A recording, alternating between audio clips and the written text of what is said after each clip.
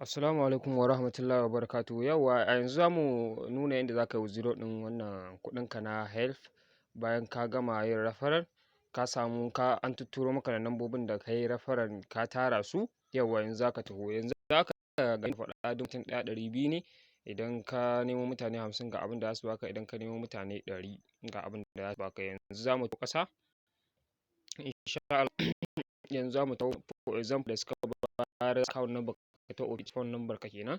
Za ka cire ziron farko sai ka sa yaron mutum din ne sai ka kanta. Yanzu ga nan sun tambaye mu phone number mu na health da muka buɗe gashi nan mun suka tambaye mu username ɗin mu gashi nan mun suka tambaye mu account number mu na office gashi nan mun sa sai mu account name ɗin mu na office gashi nan system mutane nawa muka yi referral muka gaya musu gashi 5 misali muka kai sai ka saka lambobin mutane 5 ɗin gasu nan ka sassaka an ƙare to za ka ga nan space ɗin ba ka da damuwa kawai ka saka kusan guda ɗaya ne ina tunanin sai ka saka yawa kan inda aka sa submitting kawai sai ka danna submitting form.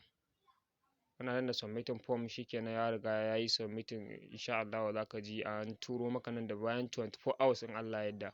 Yauwa godiya muke ku kasance da wannan channel tamu mai albarka domin kawo muku sabon tutorial. Mun gode mu haɗu a tutorial na gaba.